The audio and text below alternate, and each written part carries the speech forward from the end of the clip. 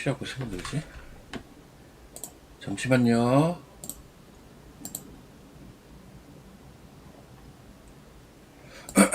어?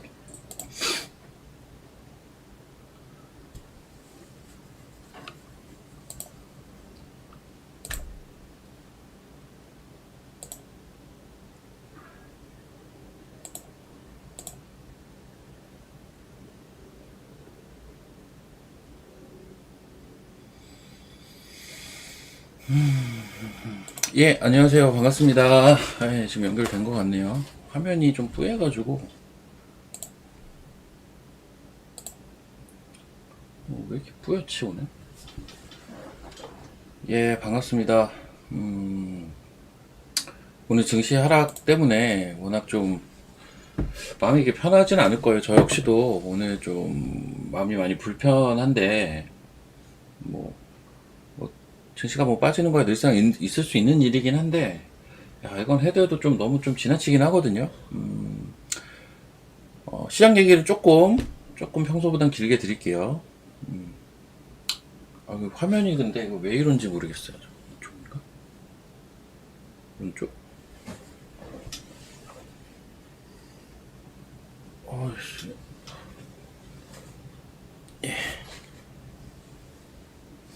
예, 바로 좀 진행하겠습니다.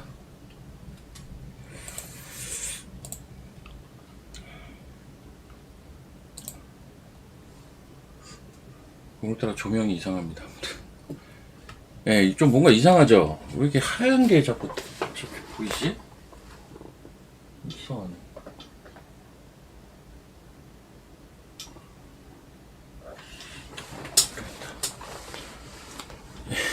그냥 해야겠다. 네. 그냥 진행할게요. 자, 일단 지수 먼저 보도록 하겠습니다. 와, 지수가 200포인트 가까이 밀렸습니다. 189포인트. 지금 하락을 했는데, 일단 선물 먼저 한번 볼게요. 사실 어제 모르겠어요. 제가 어제 오전에 그 얘기를 했는지는 모르겠는데, 기억이 잘 안 나서 모르겠는데, 제가 회원방에서 하긴 했거든요. 어제가 수급도 안 좋았지만, 최근에 수급이 안 좋은 날은 종종 있기는 했어요. 근데 그걸 떠나서 평소랑은 조금 다른 게 있었어요. 최근 들어서의 평소랑은. 뭐가 달랐냐면, 어제 미결제가 좀 늘어났었거든요.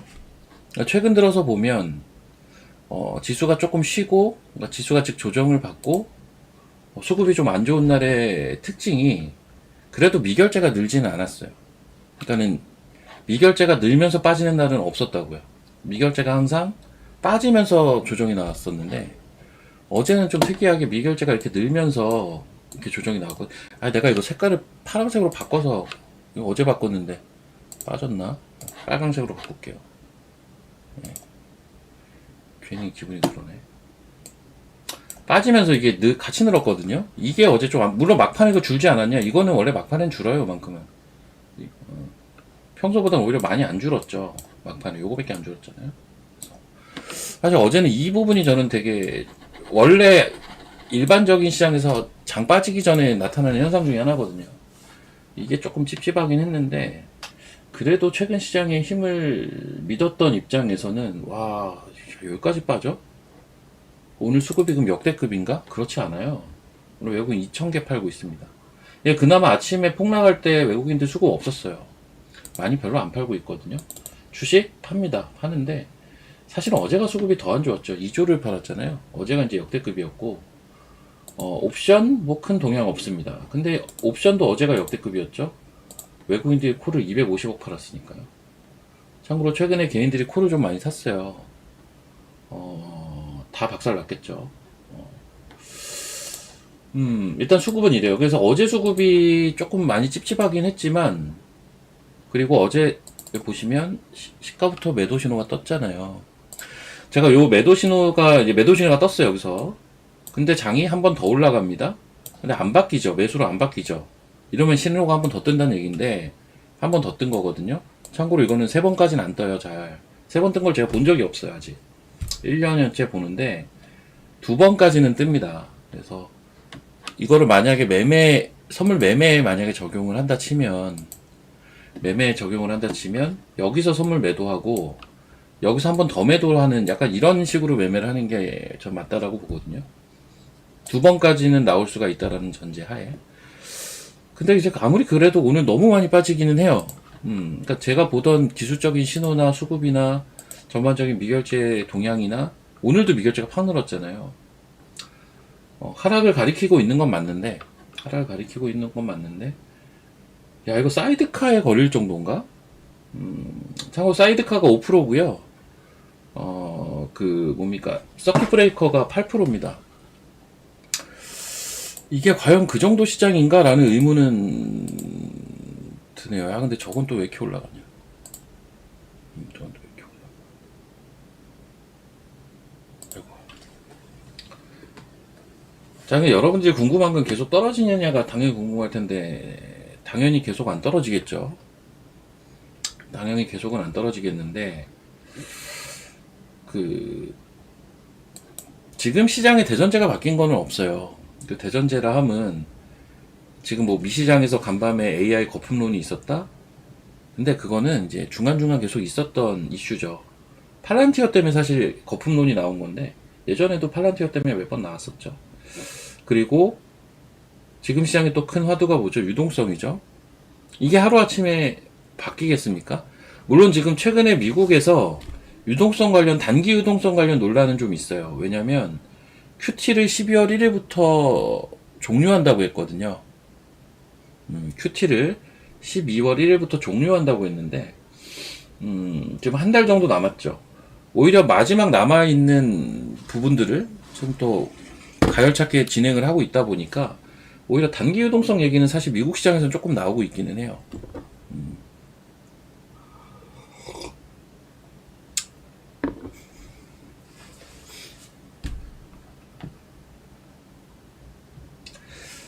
혹시 인버스 들고 계신 분들 1번 한번 쳐보세요. 인버스 예전에 물리셨던 분들 꽤 있으셨잖아요.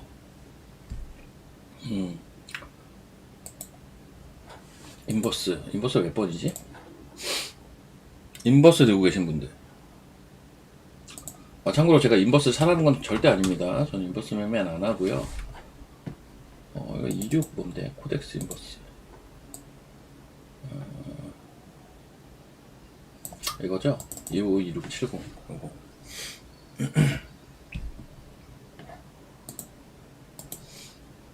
꽤 있으시잖아요, 인버스 여전히.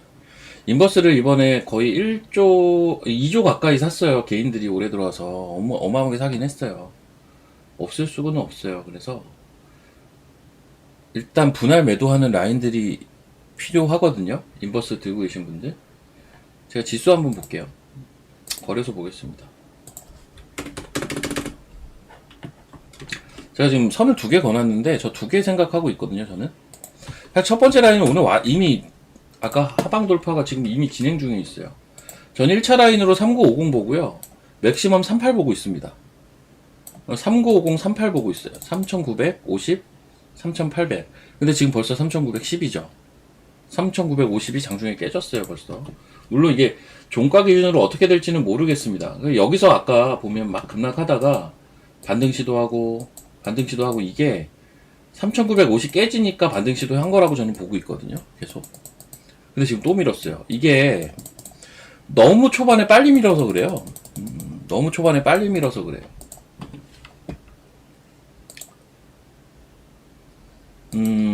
저는 이제 손절가의 기준은 그냥 뭐 시장 상황에 따라서 시가에 넘었다고 해도 저는 장중에 잠깐이라도 한 틱이라도 넘어도 손절이라고 사실 보면서 원래 매매를 해요. 그렇긴 한데 근데 제가 저번에도 이 얘기도 한 것 같은데 저는 매매는 그렇게 하지만 기본적으로는 어떤 차트의 의미를 부여할 때는 종가가 좀 더 중요합니다. 사실은 의미를 부여할 때는 종가가 사실은 더 중요하다는 얘기는 좀 드려야 될 것 같고 좀 지수 잠깐 얘기 더 하면 그래서 지금 3950이 저는 좀 중요한 포인트였다. 이 자리가 어디냐면요. 저번에 올라올 때 여기 이 자리죠. 10월 27일 날 강한 상승 갭이 동반됐던 날이에요. 메꾸지 못했던 라인이거든요. 그 라인 정도가 3950이고 3800은 어디냐면 기준선 라인이에요. 기준선 라인입니다. 저 막내 아닙니다. 저 첫째입니다. 예, 첫째고요.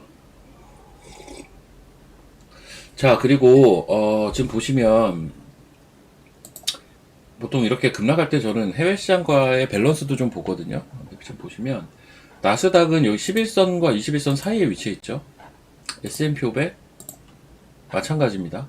11선과 21선 사이. 다우 마찬가지. 11선과 21선 사이에 있어요. 전부 3대 지수가 모두 이 사이에 있고, 사실 이 3대 지수보다 더 강했던 게 코스피거든요. 그러면 오늘 많이 빠졌어도 그것보단 낫겠네? 라고 볼 수가 있지만 그렇지도 않습니다. 지금 코스피도 오늘 너무 많이 빠져가지고 11선 여기죠. 21선 여기입니다. 11선과 21선 사이에요. 그러니까 지금 그 미시장과의 밸런스까지 맞춰져 버렸어요. 이틀간의 급락으로 인해서 4,200에서 3,900까지 지금 1박 2일 코스로 300포인트가 빠진 건가요? 300포인트 빠졌죠. 이렇게 되면서 300포인트 지수가 빠졌다라는 건 한 8% 빠진 거잖아요. 지수만 지금 어제 오늘 8%가 빠진 거니까 이 전례 보기 드문 거죠. 결론은 뭐냐면요, 저는 주식은 지금 투매 자리는 아니라고 보고요. 물론 오늘 종가까지가 좀 중요할 겁니다. 자, 저희가 결론을 써서 드릴게요.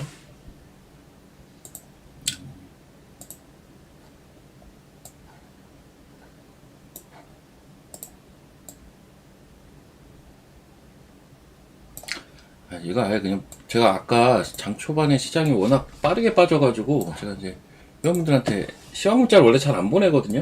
그냥 방송으로 대체하는데 시황 문자를 아주 가끔 보냅니다. 급할 때만. 예, 급락 중일 때 이제 보낸 거였는데 이때가 이제 3,960 정도였던 것 같아요.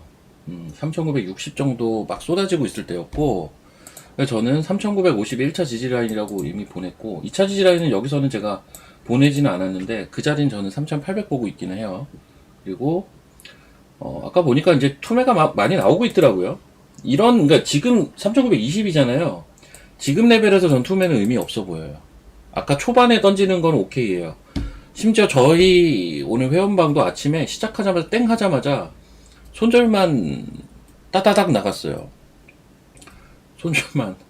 예, 손절가를 바로바로 이탈을 해버려가지고 시작하자마자 한 1, 2분 만에 1분. 그래서 그 손절만 하고 지금 그냥 보고 있었거든요. 그러니까 그렇게 빠르게 대응이 안 됐다면 무리하게 지금 던질 자리는 아니라고 저는 보고 있어요. 막말로 여기서 3,800 여기 가봐야 사실 오늘 빠진 거에 절반 수준밖에 안 돼요. 그래서 그 부분 좀 감안하셔서 보셨으면 좋겠고, 인버스 들고 계신 분들은 3,800 정도에서는 저는 청산하는 게 좋겠다라는 생각을 하거든요. 인버스 들고 계신 분들은 3,800에서는 과감하게 다 청산을 하셔라. 사실 마음 같아서는 지금부터도 조금씩 청산하다가 3,800에 다 청산해라 이렇게 얘기 드리고 싶긴 한데, 워낙 인버스를 지금 들고 계신 분들은 극소수의 분들을 제외하고는 다 되게 비싸게 사신 분들일 거란 말이에요. 3,800까지 정도 열려있다 정도 이야기 드릴 수 있을 것 같고, 그 포인트에서는 파셔야 된다 라고 얘기를 드려야 될 것 같아요. 그래도 그 정도면은 선방이거든요. 3,800 정도면 4,200까지, 엊그저께 4,200이었잖아요. 이해하셨으면 3번 한번 쳐보십시오. 근데 마음 같아서는 올라올 때마다, 지금 시점부터 올라올 때마다 인버스는 조금씩 줄여서 3,800에 다 팔아라 이 얘기를 하고 싶기는 한데, 저는 일단 하방은 현재 3,800까지만 보고 있습니다. 만약에 그 자리가 깨지면 그럼 그때가 또 생각을 해봐야죠. 뭐 100%는 없으니까. 일단 제 생각은 지금 그렇다는 거죠. 아셨죠? 이거 막 저번에 막 이럴 땐 저도 이거는 뭐 손을 못 대겠다라는 얘기는 드렸잖아요.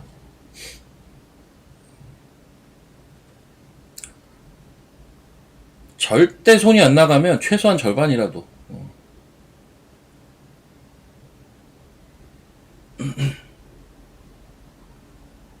근데 이 얘기도 하나 좀 드려야 될 것 같은 게, 너무 좀 과격하죠. 예, 과격한 게 맞죠, 지금 사실. 너무 좀 터프하기는 한데,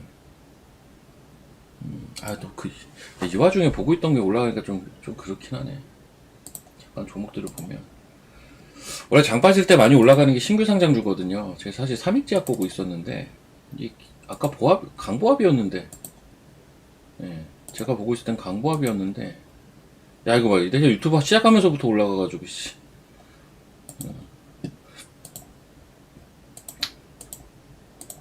근데 이것도 몇 개 없다. 장이 너무 밀리니까 몇 개 없네. 올라가는 것도 심지어. 원래 장 빠질 때 이런 거에서 수급 공백 이용해서 좀 왔다 갔다 하는 거 있거든요.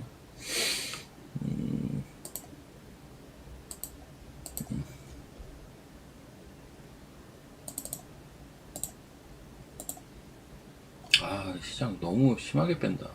뭐야?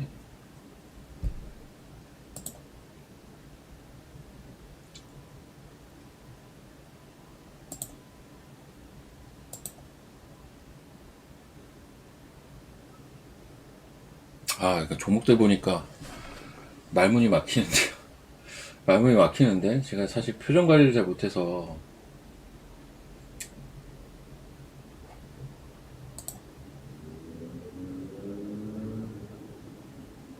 너무 심했네. 너무 심했어. 야, 1600 지금 1578개 빠지죠? 급락 수준을 넘어섰는데.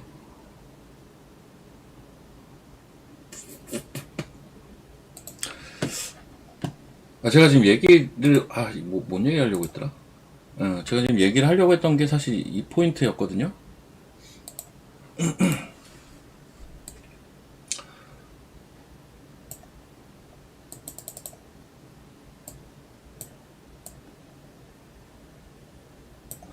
이게 분명히 최근에 한 10월 중순부터였나? 중순경부터 우리 시장의 큰 특징이 하나가 있어요.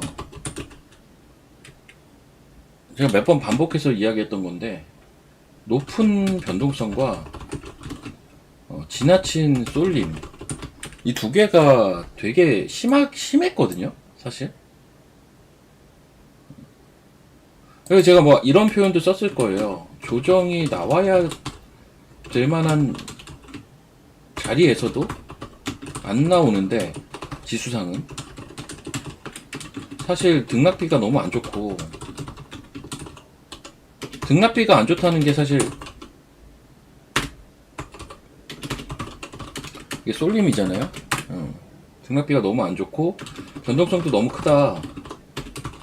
이 얘기는 제가 많이 드렸을 거예요. 이게 저런 현상이 어떤 평시 조정 같은, 평상시 시장에서의 조정 같은 느낌이라고 해야 되나? 그러니까 예전에는 조정이 나올 자리에서 조정이 나오는 게 아니라 변동성이 커지고 지나친 쏠림이 계속 더 가중화되는 그런 느낌이 강했어요. 분명히 이런 얘기는 제가 좀 많이 드린 것 같아요. 변동성이 너무 크고 쏠림이 너무 크고, 이게 옛날 같으면 조정으로 어떻게 보면, 그러니까 지금 장에서의 조정은 약간 이런 형태로 나오는 것 같은데, 어떻게 보면 이게 약간 부작용이라고 해야 되나? 그게 좀 말도 안 되는 단기 하락으로 연결되는 게 아닌가 싶기는 해요. 이 부작용이 조금 세게 나오는 게 아닌가.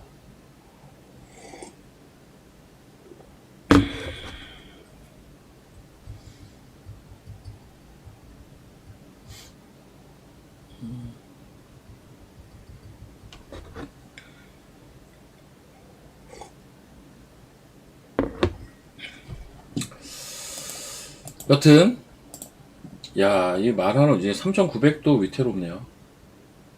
이 정도 속도로 빼도 되나 싶긴 하다.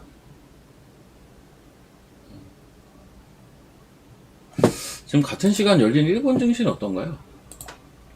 일본도 많이 빠지네. 2.89%. 일본 3% 가까이. 근데 우리나라가 진짜 빠질 때도 화끈하네요. 뭐 5%를 빼버리네.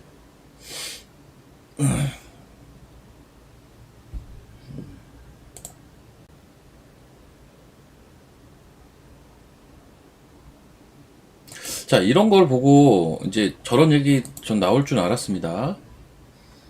저런 얘기 나올 줄 알았어요. 뭔 얘기? 갈 때는 가는 것만 가고 빠질 땐 다 빠지네. 저 얘기 나올 줄 알았는데 예를 한번 들어보면 어제는 안 그랬잖아요. 어제는 왜 안 그랬을까요? 어제는 안 그랬어요. 어제는 그냥 코스피랑 코스닥이 차별화됐죠. 정도 것이어야 돼. 정도 것이. 정도 것이어야지. 사실 정도 것 빼면은 저는 코스닥의 상대적 강세를 보는 입장인데 그게 이제 바뀌는 과정에서 이 연착륙이라고 우리가 표현을 하잖아요. 우리가 이런 표현 많이 쓰잖아요. 뭐냐면 연착륙, 뭐 경착륙 뭐 이런 표현 쓰지 않습니까? 이게 이제 좀 터프하게 지금 약간 지금 시장이 약간 이런 형태잖아요. 제일 좋은 건 연착륙 형태로 빠져줘야 되는데 예. 어제까지는 오케이. 뭐 100포인트 빠졌어도 지금 오른 게 있는데 근데 이제 오늘 추가로 200포인트 빠지니까 이제 300포인트가 빠지는 꼴이 되니 야 이건 너무 심하잖아요. 단기 변동성이라는 게 그러니까 사실 코스닥도 이런 날 코스닥이 올라간다? 어렵죠. 어제가 되게 드문 날이에요. 코스피가 100% 빠지는 100포인트 빠지는데 코스닥이 올라간다. 이상하죠. 쉽지 않죠. 어제가 좀 특이한 날이고 원래는 코스피가 적당히 빠지면서 코스피가 적당히 빠지면서 코스닥이 올라가야죠. 그런 형태가 이제 소위 말하는 연착륙의 형태인데 지금 코스피의 시장은 연착륙과는 좀 거리가 먼니다. 경착륙으로 진행이 되고 있고요. 야 이거 잘하면 우리 21선까지 볼 기세인데 전 약간 이렇게 봅니다. 현재까지 진행 상황을 봐서는 3800 볼 가능성이 높아 보이는데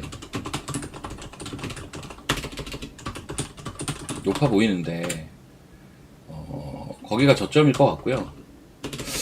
저점은 그런 구간에서 타진할 것 같고 타진할 듯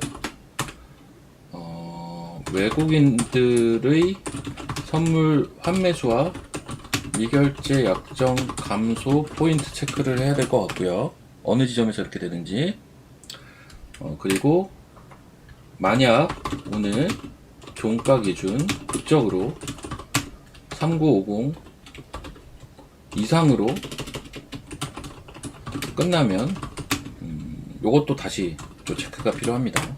시장이 그래도 반등의 기운도 세다는 거니까. 근데 이 가능성이 높아 보이지는 않죠 지금. 왜냐면 이게 워낙 지금 장 초반 1시간 반이 지금 채 안 됐는데 아직 오전장 끝나지도 않았는데 이 정도 뺀다 이러면은 반등이 나올 때마다 매분이 나오거든요.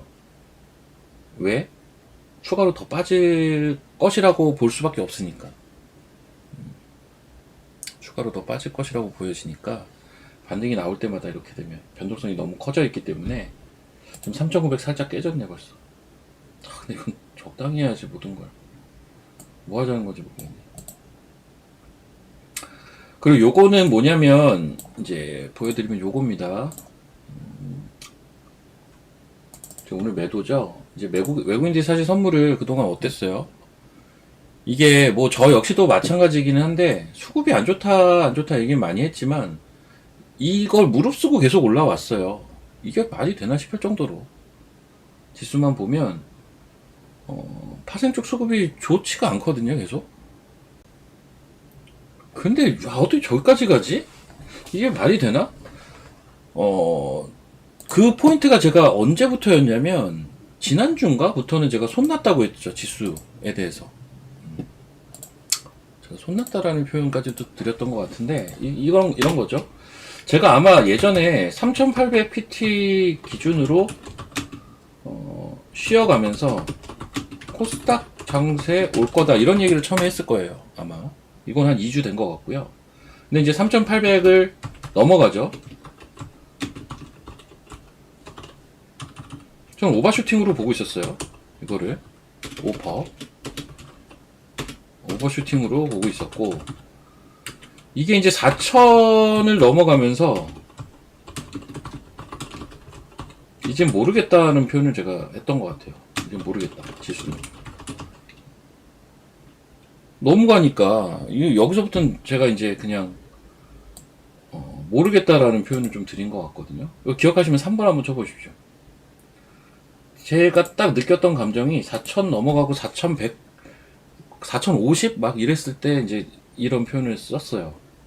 여기서부터 난 이제 내 손 떠난 것 같다, 지수는. 잘 모르겠다. 이거 다시 처음부터 좀 생각을 해보면, 저는 일단 3,800 기준으로 좀 연착륙이 필요하다라고 봤던 입장이에요. 사실은. 원래 처음에는. 근데 너무 지수가 세게 가고 하니까, 제가 아마 이때 4,050이 맥시멈 얘기했을 거예요. 단기 파동 맥시멈. 여기까지 넘으니까 제가 이제 모르겠다는 표현을 쓴 거거든요. 근데 4,050을 찍었다가 한번 내려오긴 했었어요. 하루. 딱 하루. 그리고 다시 또 올라갔죠. 근데 지금 이제 또 이틀 급락이 나오면서 현재 3,900이 깨졌어요. 결국 이 라인에 또 가깝게 내려오고 있습니다. 그리고 차트상 보면 3,800이 중요한 자리로 보여요.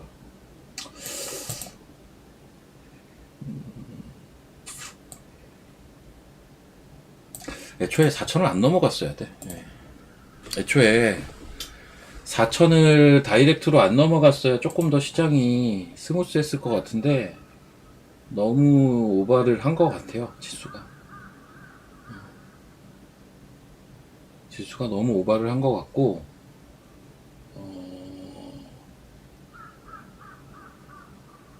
일단 오늘 하루는 이제 종목들이 좀 보여도 매매를 최대한 자제하던가 아니면 정말 소액 가지고만 하던가 하는 게 맞을 것 같아요. 자제하던가 소액 가지고 하던가 밖에는 지금 답이 안 보입니다. 3익자 계속 올라가네.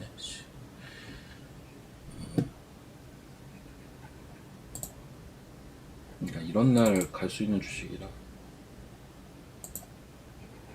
참 공교로운데. 아이고, 종목 얘기를 드리는 게 좀 무의미해 보여서 지금 못 드리고 있는데 사실 의미가 크게는 없거든요. 뭐 무슨 종목에 대한 이슈로 시장이 움직이는 게 아니니까.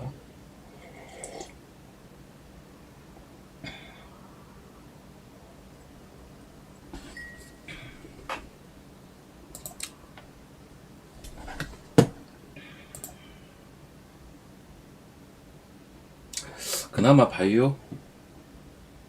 제가 몇 종목 좀 눈에 띄는 것들 몇 개만 얘기할게요. 오늘 올라가는 거 말고.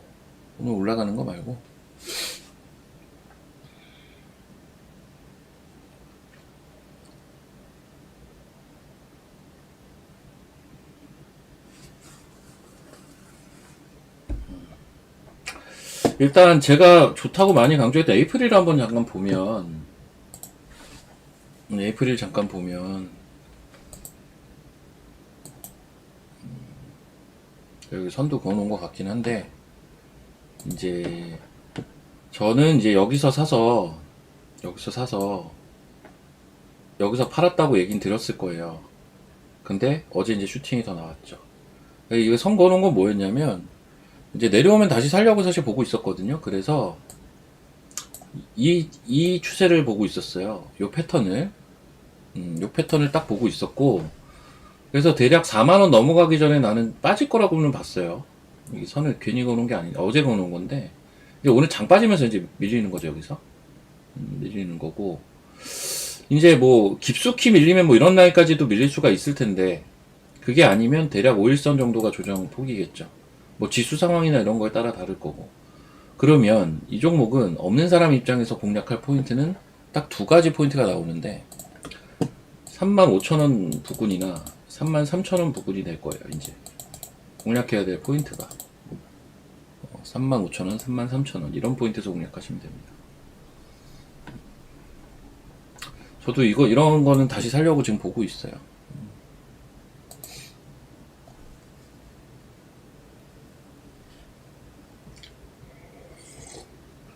여러분, 여러 이야기들을 자꾸 하시는데, 일단 지금 요거 설명 이해되셨으면 1번 한번 쳐보시고, 35,000원, 33,000원 이런 데가 포인트라는 거. 굉장히 자연스럽습니다. 장 폭락에도 이 정도면. 아이고, 이거 어떻게. 자연스러워요. 저런 포인트 노려야 됩니다. 어, 그, 예를 들면 오늘 실적, 어제 이제 저녁에 실적이 나온 걸로 제가 기억을 하는데, 아, 얘 그나마 아까 플러스였는데 뺐네요. 대덕전자가 예를 들면 어닝 서프라이즈가 나왔어요. 그래서 사실 아침에 떠서 출발했다 장이 너무 빠지니까 뺐다가, 아, 그래도 얘는 실적이 좋은데 하면서 올랐다가 지금 다시 뺐거든요. 사실 지금 반도체는 오늘 좀 처참해요. 솔직히 말하면 처참 하단 표현이 딱 맞아요. 지금 뭐 10% 빠져 있는 게 기본 베이스인 것 같아서 그 정도로 지금 빠져서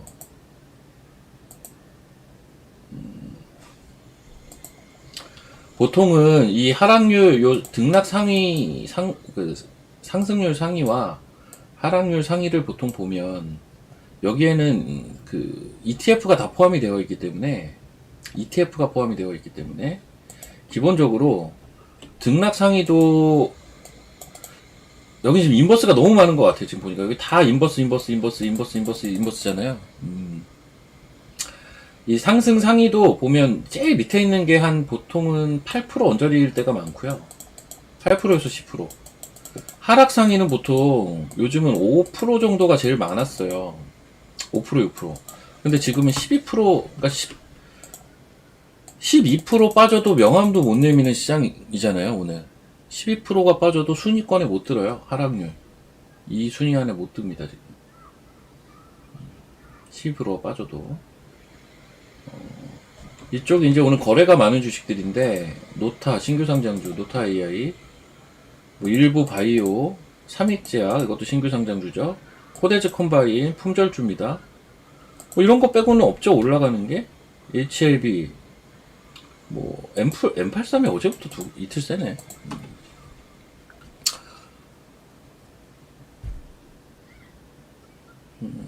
많이 올랐으니까 많이 내려오는 것도 정상이라고 볼 수는 있는데, 이게 지금 정상 같으세요, 근데?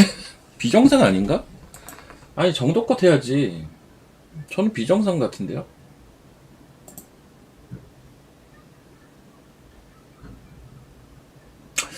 비정상이죠.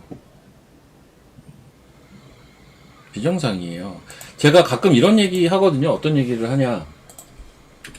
매크로 지표라는 게 원래 환율하고 유가하고 금리인데, 얘네들은 방향성도 중요하지만 사실 변동성이 더 중요하다. 환율이 오른다고 증시가 빠지는 건 아니에요. 근데 변동성이 튀면 오히려 이게 리스키하거든요. 이 얘기는 제가 매크로 지표 얘기할 때는 많이 하는 얘기예요. 그러니까 예를 들면 사람들은 공식 같은 걸 좋아해서 환율이 떨어지면 주식이 올라가고 금리가 빠지면 주식이 올라가고 이런 공식을 되게 좋아하는데 그런 경향성을 띠는 거지 사실은 변동성이 더 중요해요. 금리가 빠진다? 그래서 제가 금리 가지고도 맨날 얘기한 게 B컷 안 좋다라고 얘기하는 게 빠지는 게 좋은 거면 B컷이면 더 좋아야 되잖아요. 근데 그 변동성은 별로라니까요. 변동성이 커진다? 이거는 이제 그 다른 말로 표현하면 시장 그 예측 범위를 넘어서는 거예요. 그 말은 이제 불확실성이 생기는 거예요. 그래서 어쨌든 증시가 됐든 매크로 지표가 됐든 변동성이 커지는 건 좋은 현상이 아닙니다. 변동성이 커지는 건 좋은 현상은 아니에요. 그렇게 따지면 최근 좀 과하긴 했죠. 좀 말도 안 되긴 했어요, 솔직히. 4천 넘어가면서부터는 좀 많이 과했는데 그렇다고 또 빼는 걸 이렇게 빼나? 이것도 좀 과하죠. 즉 올라가는 것도 과하고 빠지는 것도 과하고.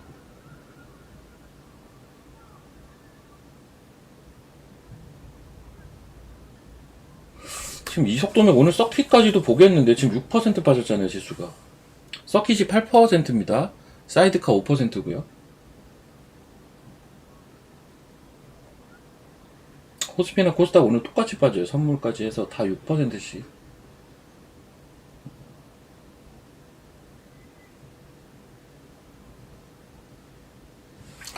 자, 지금 투매할 때는 아닙니다. 근데 투매할 때는 아니고요. 제 기준에서는 3,950까지는 손절할 건 손절했어야 되는 자리고, 지금부터는 이제 조금 손절이 전 늦었다고 보는 입장이고, 제가 예상하는 저점은 3,800 수준까지는 보고 있고요. 오늘 종가가 3950 이상으로 가면 좋은데 그럴 확률이 그렇게 높아 보이진 않고, 딱 요렇습니다. 이해되셨죠? 이해되셨죠?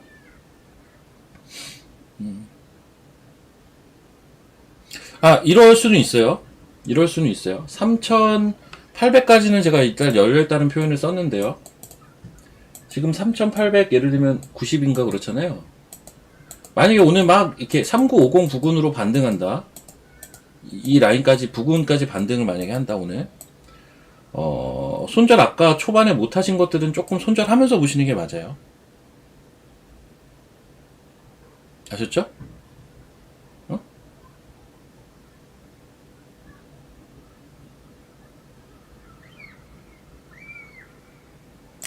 너 복잡한가? 그냥 심플하게 얘기 드릴까요, 그냥? 3950 이상에서는 조금 물량 줄여놓는 게 맞고요. 그 이하에서는 투매는 좀 자제하고 3,800까지 열어놓고 보자. 이렇게 하면 심플하네. 이렇게 하겠습니다. 제 의견은 3950 T 이상에서는 줄일 거 줄여놓고 손절도 좀 하고, 그 이하에서는 투매 자제하되 하방으로는 3,800까지 열어놓고 보자. 이겁니다. 제 의견은. 네, 이해되셨으면 3번. 일단 제 의견은 딱 이거예요. 심플하게 얘기하면.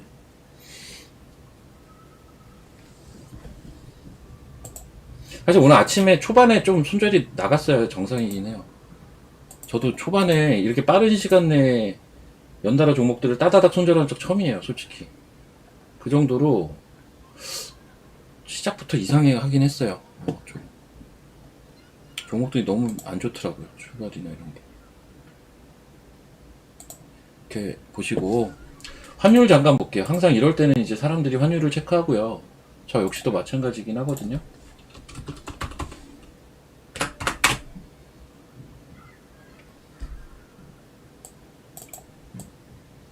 근데 이것도 좀 그래요. 이게 제가 왜 그렇다는 표현을 쓰냐면, 환율이 지금 이건 달러 인덱스고요. 원달러입니다. 원달러고요. 지금 9월 중순부터 계속 올랐어요.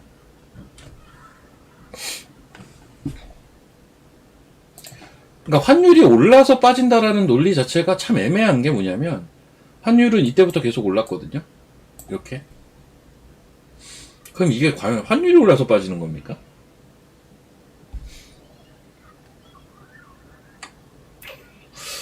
그런 표현을 쓰기가 참 애매한 것 같아요, 저는.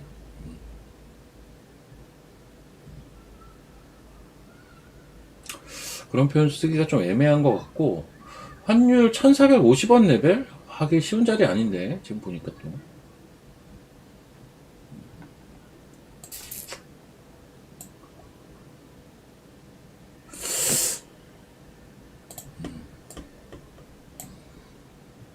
이게 뭐냐면, 이런 게 뭐냐면, 이제, 항상 특이잖아요, 이거 원래 우리나라가. 장이 폭락하면, 이유를 찾잖아요. 찾는데, 항상 나오는 이유 중에 하나가 환율인데, 사실은 환율은 저는 약간 그렇게도 보거든요. 오늘 올라가죠. 어제도 올랐고요. 환율이 지금 최근 계속 올랐어요. 며칠 동안. 올랐는데,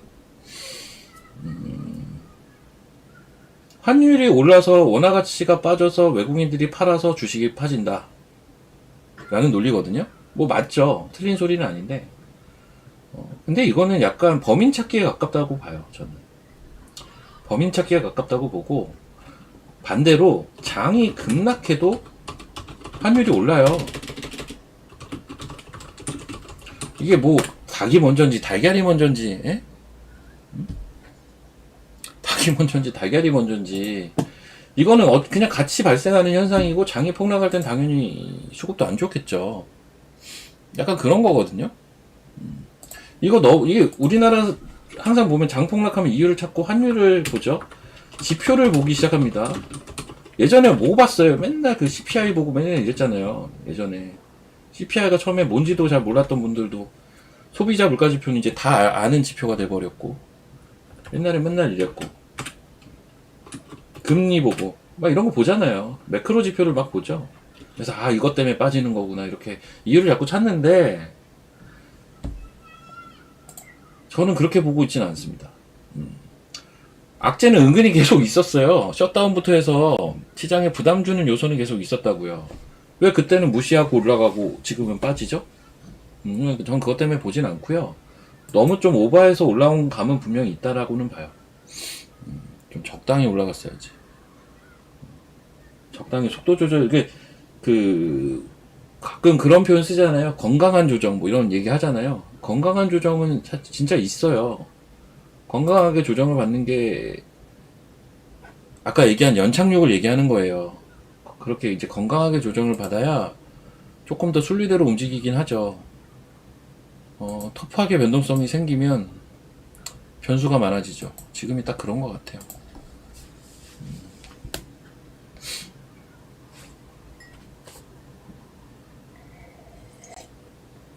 저도 저 의견은 약간 동감하는 의견도 있는데, 제가 그 얘기는 안 했나? 최근에 이제 그 얘기 나온다니까요. QT를 12월 1일인가? 부터 이제 중단한다고 하잖아요. 그럼 지금 한 달이 채 안 남아서, 막바지에, 자, 말본전, 약 올리시는 분들, 응? 약 올리시는 분들, 말 자제하시고, 피디님 저런 분들 그냥 강퇴시키십시오. 예, 피디님 강퇴시키십시오. 그냥. 제가 권한은 없어서. 장폭락한테 저렇게 약 올리는 건 저건 인성에 문제가 있는 겁니다. 아니면 사이코패스든가.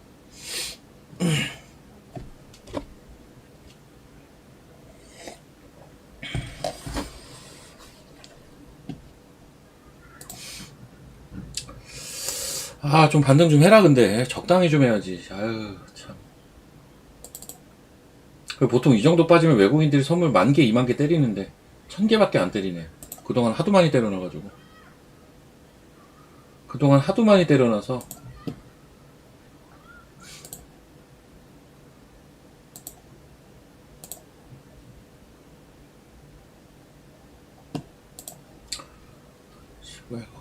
잠깐만요. 이거를 9월. 와, 많이 때려놨다 진짜. 아무리 엣지가 있어도 이거 좀 많긴 하네요.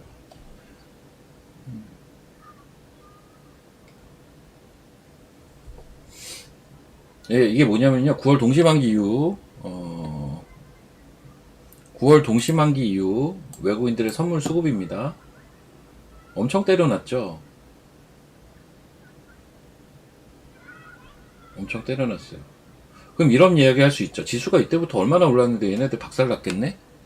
라고 이야기를 할 수가 있는데, 사실 이거는 뭐냐면 이번에 역대급 유동성장이 진행 중이라서 여기에는 해지 수요가 좀 많아 보여요. 제가 볼 땐 해지 수요가 좀 많거든요. 그거는 좀 감안해서 봐야 될 것 같고요. 해지가 좀 많다.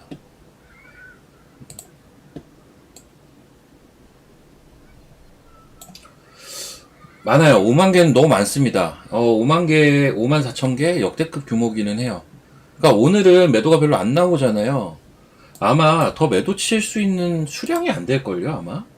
해지를 감안해도 더 매도가 나올 만한 여건은 잘 안 될 겁니다.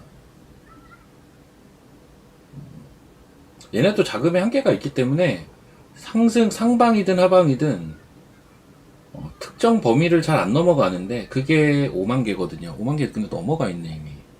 그러니까 매도가 별로 없는 거예요 오늘은. 뭔 말인지 아시겠어요? 그러니까 얘네가 정확하게 어디까지 칠 수 있는지는 알 수는 없는데, 지금 좀 많이 쳐놓고 있는 상태이기는 해요. 근데 그게 또 어제 오늘 일은 아니에요. 지금 10월달 지수 올라가면서 계속 있었던 일이긴 합니다. 그게 이제 한꺼번에 터지는 거고.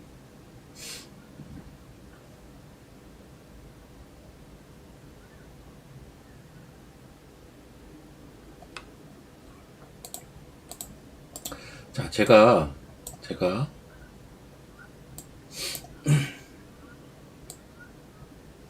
이 3950 이상에서는 뭐 그런 얘기도 했고 했는데,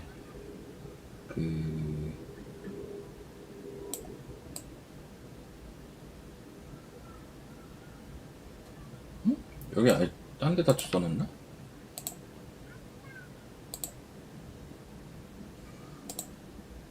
그러니까는 뭔 얘기를 하고 싶은 거냐면, 오늘 3950 이상으로 올라올 가능성이 없지는 않아요. 전 그렇게 됐으면 사실 좋긴 하겠거든요. 왜 그러냐면,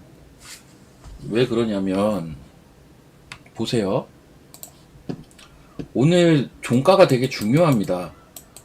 그러니까 남아있는 시간들이 되게 중요해요. 왜? 만약에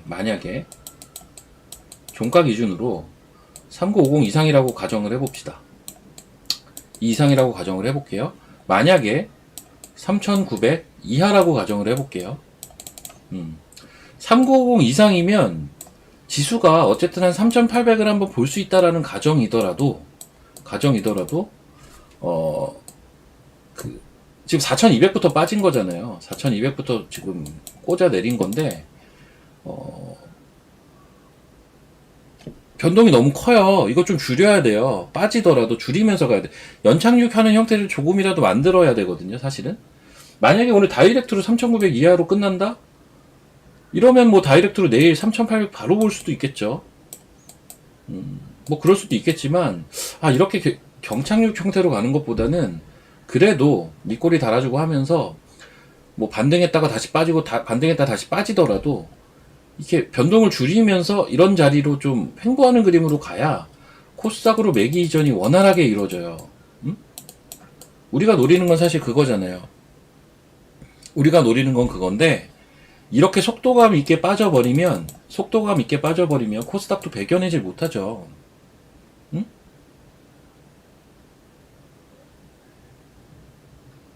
이해되시면 1번이요. 그러니까는 오늘 반등을 하느냐 마느냐도 되게 중요한 겁니다. 그런 의미에서. 아니 근데 왜 이렇게 또 부정론자들이 많아졌지 갑자기? 장 빠지면 등장하는 이 부정론자들.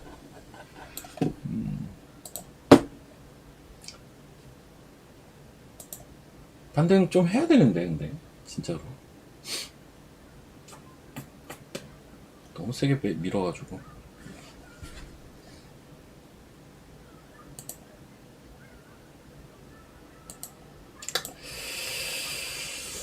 아이고 좀 머리가 아프다 근데.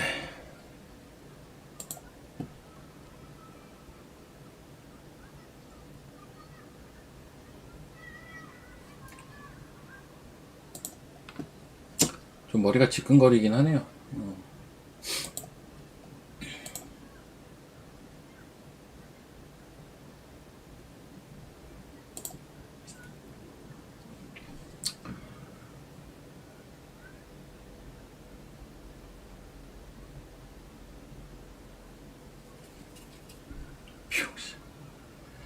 미용실이요? 미용실.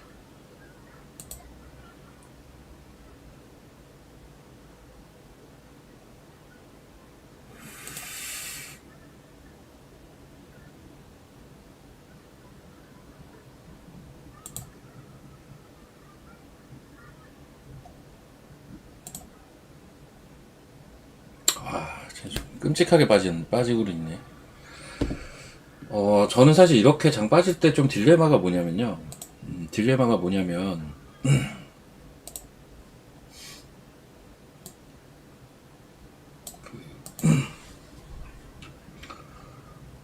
보통 이제 단기로 저는 약간 손절가를 좀 짧게 잡는 편이거든요.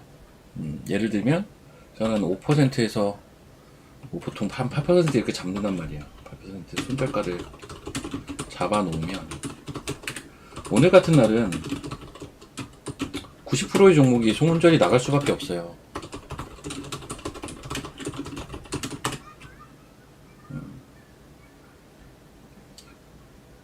이게 이제 고민이, 그러니까 종목 분간이 안 되거든요, 오늘 같은 날은.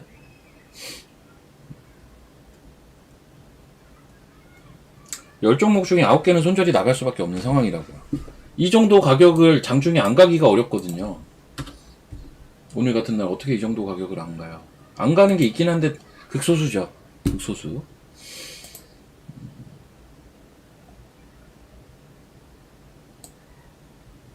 그래서 장 초반에 오늘 딱딱딱 손절 몇 개 했지? 하나, 둘, 한 개, 두 개. 두 개 손절하고 한 개 본절했거든요. 오늘 장 초반에. 오늘 장 초반에 문자가 따다닥 나간 게 두 개 손절, 한 개 본절이었어요. 잠깐 봅시다. 제가 보낸 문자가. 맞아요. 두 개 손절, 하나 본절. 이랬단 말이죠. 어쩔 수가 없거든요. 그러니까 저는 이걸 웬만하면 지키려고는 하는데, 이게 이제 딜레마예요. 변동성이 커지면 저런 게 참, 변동성이 좀 줄어들어야 여러모로 좋은데, 너무 크니까 지금. 지금 종목들 훑어보니까 더 좀 암울하긴 하네. 차라리 지수 보고 있을 때는 조금 마음이 편한데, 종목들을 지금 쭉 훑어보니까, 야, 이거,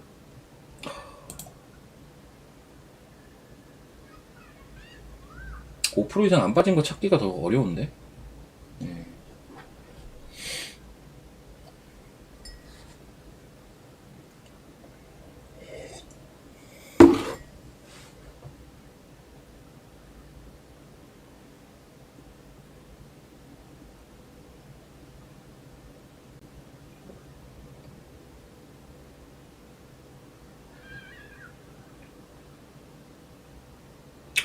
이제 항상 이렇게 장이 시황이 갑자기 좀 노이즈가 생기면서 많이 빠지면 이제 지금 오늘도 시청자 수가 많잖아요.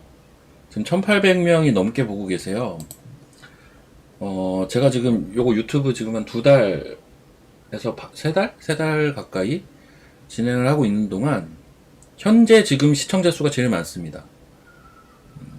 현재 1842분이 보고 계신데 오늘이 제일 많아요. 참. 두 가지 이유겠죠. 하나는 너무 빠지니까 뭔 일인가 싶어서 저 양반은 뭐라고 얘기할까 궁금해서 들어오는 게 있을 거고요. 평소엔 안 보다가 네, 지금 아무튼 시청자 수가 제일 많아요. 역설적으로 장 막 올라갈 때는 시청자 수가 이렇게 많지 않거든요. 그러면서 이제 다양한 의견들이 지금 채팅창에도 막 올라와요. 특히 시장에 대해서 뭐 더 빠질 거다, 3,800 깰 거다, 아니다, 지금이 사야 된다, 아니다, 떨어지는 속도가 문제다, 환율이 문제다, 아니다, 달러 유동성이 문제다. 진짜 미치겠습니다. 진짜 온갖 의견들이 지금 올라오고 있습니다. 온갖 의견들이 올라오고 있는데 그래요. 뭐 전부 맞지도 않고 전부 틀리지도 않아요. 전부 맞지도 않고 틀리지도 않은데 제 생각은 예? 제 생각은 높은 변동성이 원인이라고 봐요. 항상 이런 일들이 있으면 처음 생각한 게 정답일 때가 많더라고요. 처음 생각한 게 저는 계속 생각한 게 이거였어요. 이게 너무 불편했다고요. 심지어 어제도 쏠림이었어요. 어제는 어디로 쏠렸죠? 바이오로 쏠렸잖아요. 그래요. 이제 뭐 다 개뿔이다 뭐 이런 분도 나오시고 예. 뭐 여러 이제 의견들이 나올 수밖에 없다라는 거 예, 이해하는데 시장이 그래서 끝났나요? 전 그렇게 생각은 안 들거든요. 저는 내년 상반기까지 강세장을 여전히 보고 있습니다. 지금 어제 오늘 장 빠진다고 그 의견을 이렇게 걷어들이진 않았어요. 당연히 걷어들이진 않았고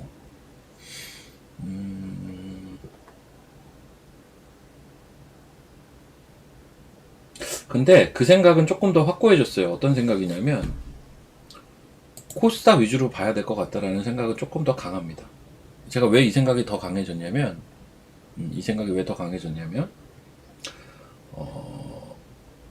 거래소가 이틀 만에 300포인트씩 빠지는 변동성이 생긴다는 건 굉장히 이례적인 건데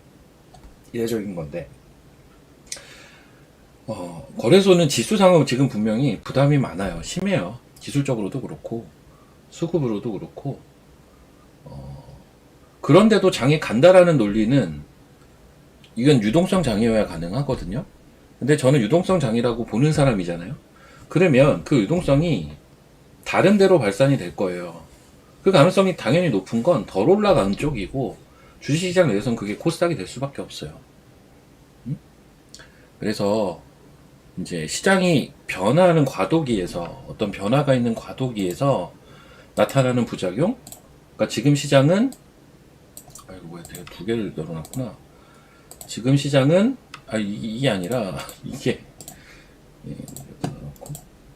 높은 변동성과 지나친 쏠림으로 인한 부작용이 좀 터프한 조정 형태로 나타나는 것이고 또 이제 코스피에서 코스닥 주도의 시장으로 변화하는 그러한 과도기에서 나타나는 과도기라는 게 뭐냐면 돈이 이제 한쪽에서 빠져나가고 한쪽으로 들어가고 해야 될 거 아닙니까? 그게 무자르듯이 딱 뚝딱 이루어지지 않는다고요. 어제 바이오 갔다고 앞으로는 바이오만 가고 나머지는 다 죽는다. 아니라고요. 이제 전반적으로 그 흐름으로 갈 거라는 걸 저는 어제 힌트든 분명하게 좀 보여줬다라고 보는 입장인지라 거기에서 나타나는 그런 과도기에서 나타나는 단기적인 현상이다 라고 생각을 합니다. 그냥 그 정도 생각하고 있고요. 못 간 종목들이 더 박살 난다라고도 볼 수도 있겠지만 사실 최근에 많이 간 것들도 오늘 10% 이상 빠지는 게 허다하기는 합니다. 이게 사람인지라 내가 보고 싶은 것만 자꾸 보게 돼서 그런 거예요. 그런 거고 지금 이러저런 이야기를 하는 와중에 제가 또 시청자 수 많다고 했더니 또 빠지네요. 1783명으로 좀 내려왔습니다. 이러저러한 와중에 보니까 지수가 3922까지는 올라왔어요. 어디까지 빠졌지? 3867. 와, 3867 이건 좀 너무 심하긴 한데요. 진짜 아무리 생각을 해봐도. 여기까지 빼냐?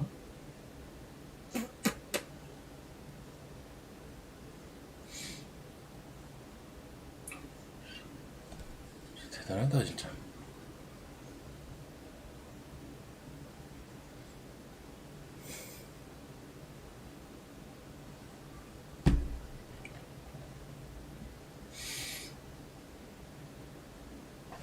자, 오랜만에 금리나 도표 좀 보여드릴까요? 원래 뭐 그럴 필요 없다고 하지만 그럴 필요 없다라는 게 뭐냐면 시장 급락하면 환율 뒤져보고 금리 뒤져보고 온갖 거 다 이유를 자꾸 찾으려는 거 저는 쓸데없는 짓이라고 생각은 하는데 저는 여러분들께 설명을 해야 되니까 찾아보는 겁니다. 여러분들이 이걸 막 뒤져보는 건 저는 사실은 크게 의미는 없다고 봐요 원래. 근데 저는 이걸 얘기를 해줘야 되는 입장이니까 지금 두들겨 본 거고요. 보시면 금리 인하 확률이 69%여야지 이게 오히려 좀 올라갔는데 어젠가 64%였는데 지금 69%고요. 동결 확률이 31%입니다. 근데 이제 문제는 뭐냐면 내년 1, 4분기까지 금리를 추가 인하는 안 할 가능성이 지금 과반 정도를 차지하고 있어요. 물론 아직까지는 시간들이 있으니까 한 번 더 인하할 확률도 꽤 높고요. 두 번까지 맥스로 인하할 확률은 좀 낮아요. 그리고 오히려 현재 금리 수준을 유지할 확률도 어느 정도 되기는 해요. 그래서 지금 베이스 시나리오는 12월에 한 번 인하하고 내년 1, 4분기 그냥 지나간다거든요. 현재로서는. 원래는 베이스 시나리오가 내년 1, 4분기에도 한 단계씩 내리던가 아니면 한 번 정도 내리던가 였어요. 근데 지금 동결 확률이 많이 늘어나기는 했어요. 이게 이제 파월 매파 발언 이후에 이렇게 된 건데 근데 이것도 아이러니한 게 일주일 됐어요 이미 매파 발언 한지는. 근데 지수가 가니까 이 얘기를 아무도 안 합니다. 지수가 올라가니까 얘기를 안 해요. 지수가 빠지니까 봅니다, 이제. 일주일 전부터 있었던 변화를 이제 보기 시작을 하죠. 아, 금리 인하 확률이 많이 줄어들었구나. 라고 봐요. 근데 이제 저는 어떻게 보냐면, 저는 금리 인하하는 기조가 끝나면 이 시장도 끝날 거라고 보거든요. 유동성 장세도 끝날 거라고 보는 입장인지라, 만약에 금리를 인하하는 기조가 중간중간 스탑이 돼서 조금 뒤로 미뤄진다? 전 그거는 시장이 그렇게 나쁘다고 보진 않아요. 그거 자체는. 오히려 더 이상 금리 인하하기 어렵다라는 기조로 가는 거는 좀 악재로 봅니다. 그런 거는. 그렇게는 보고 있는데.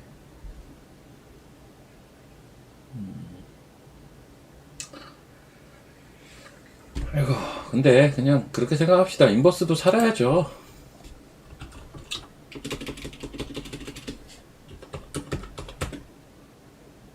예, 인버스 사신 분들도 좀 살아야죠. 이번 기회에 잘 탈출하시길 바라고.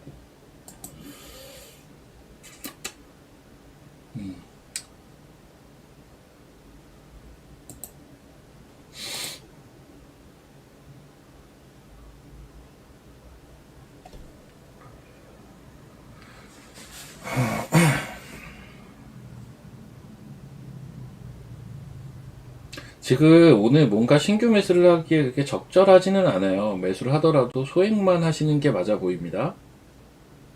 그리고 남은 오후 시장의 관전 포인트는 저는 기준이 3950인지라 그 이상으로 끝나느냐 마느냐를 포인트로 사실은 보고 있고요. 그 가능성이 그렇게 높다고 보고 있지는 않아요, 사실. 그냥 그 언저리만 가져도 지금은 조금 감사한 마음이긴 합니다. 저도 여러분들처럼 시장 보면서 부담스럽긴 하거든요. 그리고 저 뭐죠? 그 셧다운 이슈도 전형적인 핑계거리인 것 같아요.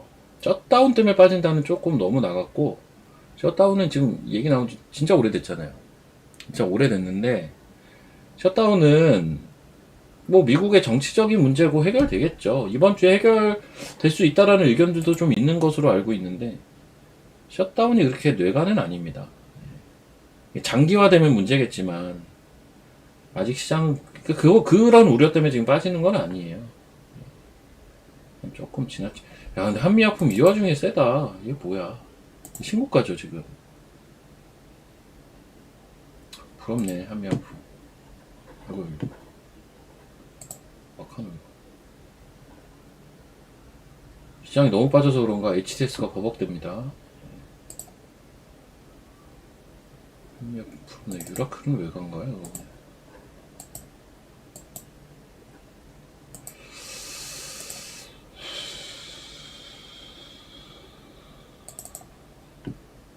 달바글로벌 얘기 좀 드릴게요. 달바글로벌.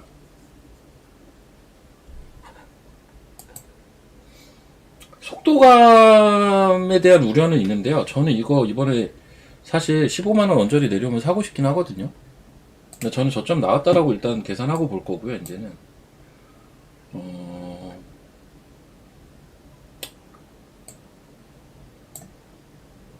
대략 한 이 정도 라인에서는 사고 싶어요. 저는 이제 가격이 얼마일까요? 15만원 초반일 것 같은데. 어제 샀다고? 어제는 좀 그건 아닌 것 같고.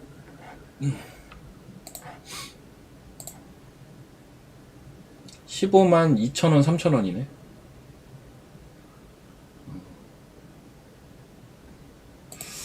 15만 2, 3천원? 그러니까 15만원 초반에선 좀 사고 싶다. 이제는. 그렇게 보고 있습니다.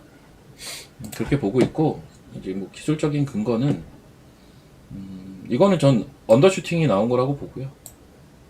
언더슈팅 나오는 김에 저 밑에까지 보기를 저는 바랬지만, 그렇게는 전개가 되지 않았고, 이 라인을 뚫었고, 네, 이 정도면 들이댈 만하다.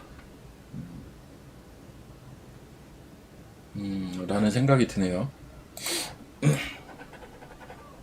지수가 전고? 정고를 가는 게 아니라 저는 정고를 생각하지 않고 저는 신고가 보고 있습니다. 거래소 코스닥 모두 신고가 생각하는 사람입니다, 저는. 근데 너무 빨리 올라간 건 문제라고는 생각을 해요. 그러니까 이 속도로 계속 지수가 올라가 봐요. 내년 상반기면 10,000포인트일 거라고요. 솔직히 말하면. 지금 최근에 지수 올라오던 이 속도로 계속 간다라는 게 말이 안 된다고요, 그래서. 진짜 10,000포인트 간다니까요, 그렇게 가면? 전 그렇게까지는 보질 않아요, 당연히. 그래서 이제 속도는 분명 문제가 있다라는 생각은 계속 가지면서도 제가 손을 놨죠, 지수에 대해서는.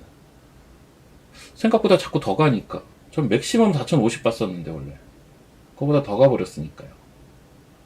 물론 지금 다시 내려오긴 했죠. 결론은 5,000포인트 내년에 갈 거라고 봐요, 저는. 5,000 넘어갈 거라고 봅니다.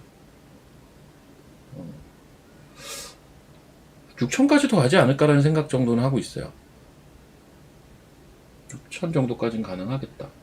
내년까지.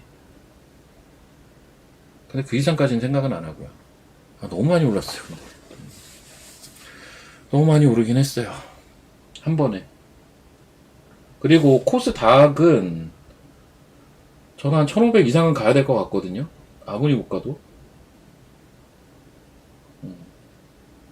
아무리 못 가도.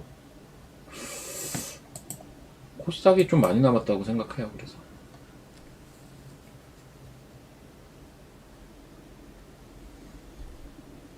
저도 저 의견에 전적으로 동의합니다. 지나친 쏠림과 지나친 변동성이 만들어내는 지나친 조정인 거지, 사실은, 이게, 그러니까 보통 이 정도 규모로 빠지면 시장이 아예 끝나던가, 이럴 때가 은근히 많아요, 사실은. 이 정도 규모로 빠진다라는 것 자체가. 근데 지금 시장을 저는 그렇게는 안 보고, 지금 나오는 조정은, 이제, 너무 오버슈팅이 나와서 단기에 어떤 특정 빌미로 쏟아진 게 아닌가라는 생각을 합니다. 최근에 보면, 금도 많이 빠진 거 아실 거고요. 어제 보니까 그 비트코인도 많이 빠졌더라고요. 특히 어제 많이 빠지던데. 코인도 많이 빠졌어요. 주식은 이제 어제 오늘 많이 빠지는 거고요.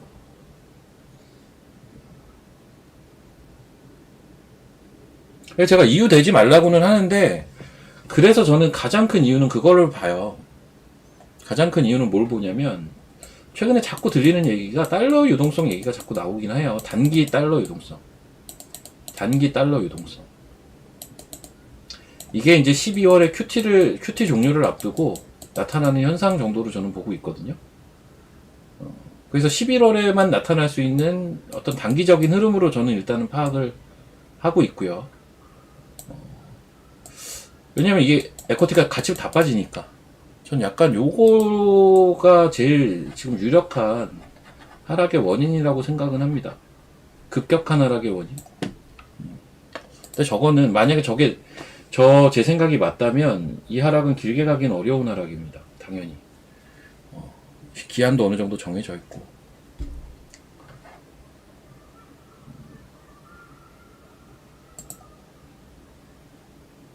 근데 뭐 이미 뭐 빠져 있는 걸 보면서 어제 팔았어야 되는 데가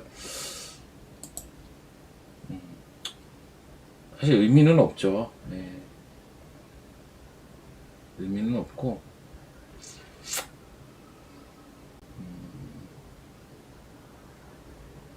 이 와중에 후성이 올라가니까 좀 눈에 띄기는 하네요.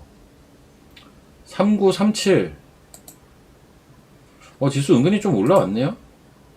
양봉 하나씩 간판에 하나 떴습니다. 3935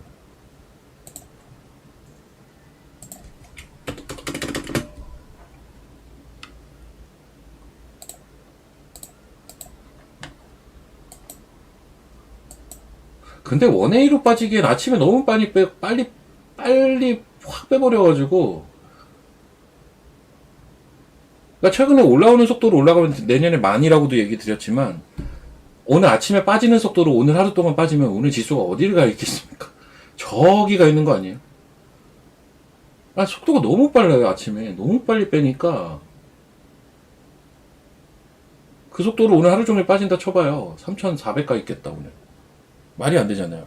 이것도.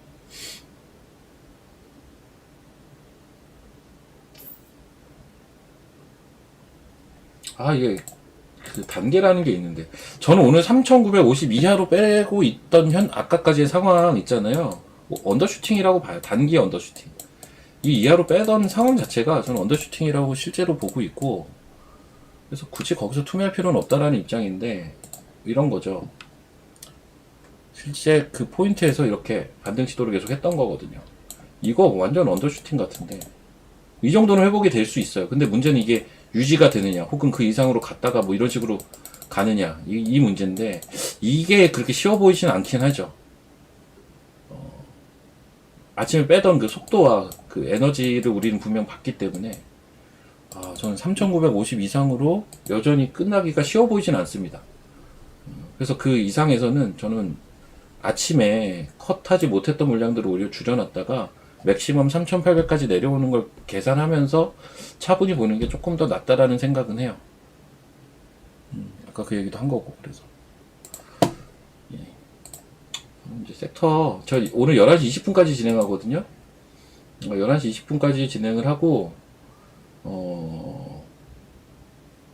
오늘 제 개인 유튜브는 이따가 11시 반부터 진행을 할 거예요. 10분 정도 쉬고 11시 반부터 진행을 할 건데 한번 봅시다. ICTK 좀 올라왔네. 야, 이 와중에 오늘 장만 안 이랬으면 저 ICTK 오늘 샀을 것 같은데 장이 이래서 손이 안 나가네.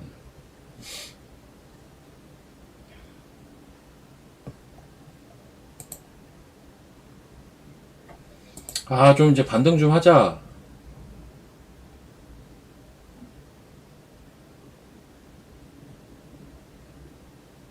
어지럽다, 어지러워.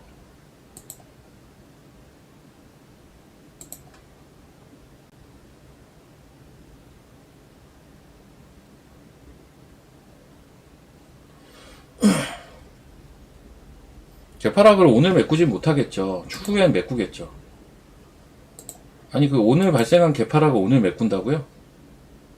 그래서 이게 빨갛게 변하면서 여기까지 땡긴다고 봉을? 글쎄요. 저는 감히 제로에 수렴한다고 봅니다. 그러니까 저 말은 이거거든요. 저 말은 그쵸. 이게 갑자기 양봉으로 바뀌면서 여기까지 올라간다. 불가능하죠. 그거는 불가능합니다. 근데 저건 당연히 메꿔요. 이거는 무조건 메꾸죠. 이거는 올라가려면 저 위로 가야 되는데 어떻게 저걸 안 메꿔요. 떨어지더라도 메꿔요. 여기는 사실.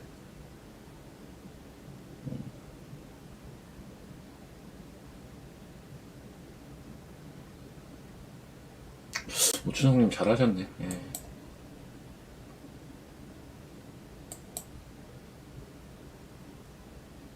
근데 저는 신용매매는 좀 아닌 것 같기는 해요. 나중에 결정적인 순간에는 하는 거지.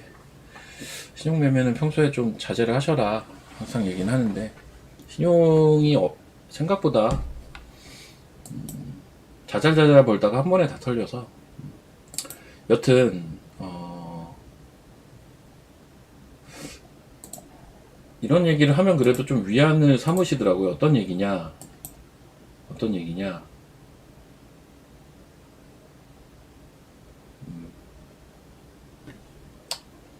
요 얘기는 제가 드릴 수 있습니다. 뭐냐면 시장을 지금 부정적으로 보시는 분들, 예를 들면 3,800 깨질 거다 혹은 끝났다 라고 생각하시는 분들 참고로 시장이 진짜로 끝났더라도 4,100은 한번 옵니다. 아셨죠? 4,100은 한번 와요.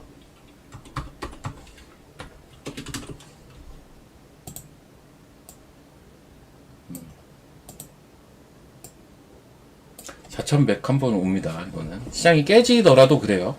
그러니까 네.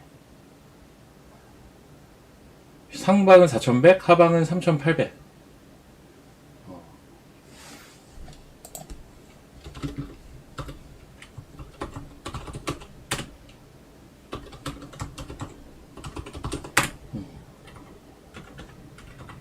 요 사이에서 좀 변동성을 줄여야 되지 않을까요?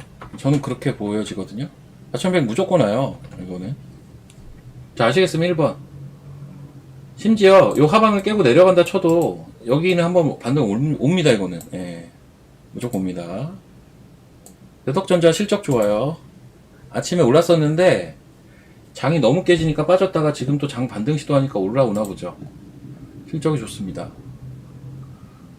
장 초반에 반등 주더라고요. 저도 봤었거든요. 야, 10%까지 올랐네. 그러니까 이런 장의 또 특징이에요. 뭔가 이유가 명확하고 하는 것들이 장 반등하면 이런 게 붙더라고요. 오늘도 그러네.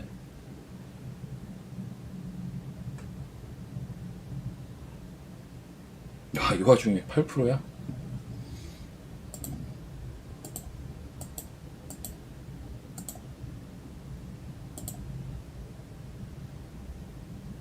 원래는 이런 걸 들고 가는 게 맞다라고 보는 게 맞는데요. 저는 좀 일부만 파는 게 어떨까 싶은데요. 일부만. 원래는 이런 건 들고 가야 돼요. 근데 심리적으로 오늘 같은 장에서 이런 것들 일부 이익 실현하면서 마인드를 챙기는 것도 좀 중요할 것 같습니다. 그래서 일부 익절을 저런 것들을 보면 권해드립니다.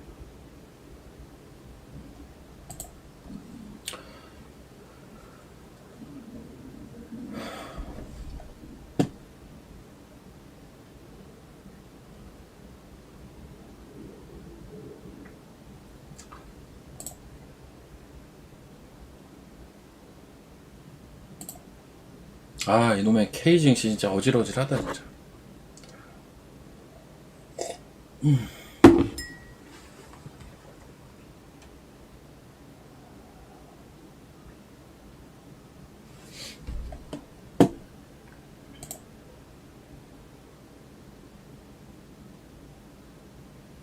반등 시도를 하지만 극적인 변화까지는 당연히 이루어지지 않습니다. 아직까지는. 아까 너무 말도 안 되게 뺀 거고. 근데 등락비는 개선은 안 되죠. 낙폭을 조금 회복하는 수준이라고 해야 되나? 지수가 좀 올라오니까 또. 낙폭을 좀 회복하는 수준인 거지. 이게 뭐, 꽤나 의미 있는 변화나 반등까지 연결이 되는 건 아니에요. 아직은. 좀 봅시다. 지수가 추가 하방 변동성이 제한적인 것 같은 움직임이 나오면 그때는 종목별로 조금 반등이 나올 텐데 세게 더. 아직까지 거기까지는 시간이 좀 필요하고 저 아직 오전장이라서요. 그래서 오늘 오후장에 3,950 위로 가는지 안 가는지 잘 보시고요. 그리고 아침에 손절을 좀 하신 분들은 혹은 물량을 좀 줄이신 분들은 그냥 보시면 되는데 그게 안 됐다. 아까처럼 막 투매 나올 때 던지는 게 아니라 3,950을 넘나들 때 조금씩 줄여놓는 겁니다. 아래로 3,800, 위로 4,100까지 열어놓고 일단 시장을 좀 관찰하시길 바랍니다. 자, 저는 오늘 방송 여기서 마치도록 하고 저는 20분까지만 진행을 하라고 해서 저는 이제 잠시 후 11시 반부터 제 유튜브에서 조금 더 방송을 이어가도록 하겠습니다. 내일 뵙도록 할게요.